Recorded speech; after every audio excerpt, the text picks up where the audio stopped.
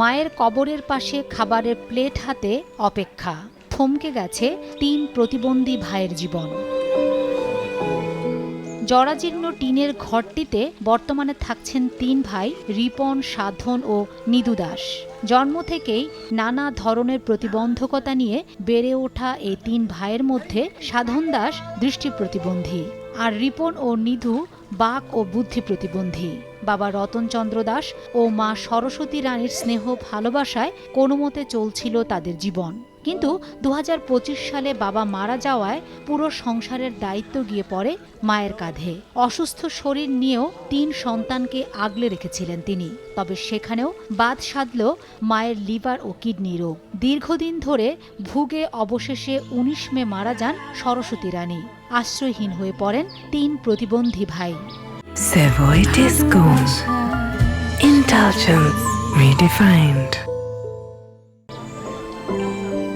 স্থানীয়রা জানান, এখন ওই ৩ ভাইয়ের জীবন চলে প্রতিবেশীদের দেয়া খাবারে। ক্ষুধার কষ্টে কখনো কখনো তারা খাবারের প্লেট হাতে মায়ের কবরের পাশে গিয়ে বসে থাকেন।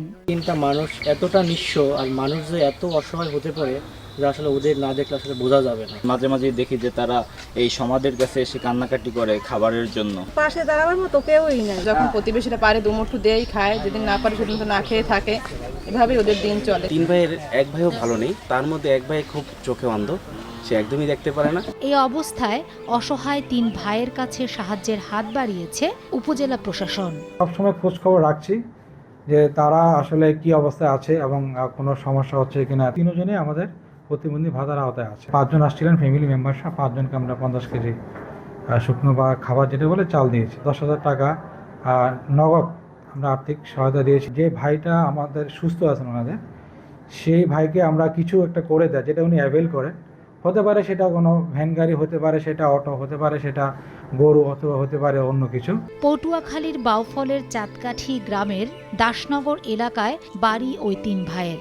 পরিবারে আরও 2 সদস্যের মধ্যে বড় বোন প্রায় 20 বছর আগে ভারতে চলে যান, আর আরেক ভাই দিনমজুরের কাজ করে নিজের সংসার চালাতে হিমশিম খাচ্ছেন। 3 প্রতিবন্ধী ভাইয়ের দায়িত্ব নেয়ার মতো সামর্থ্য নেই তারও। সময় সংবাদ, পটুয়াখালী।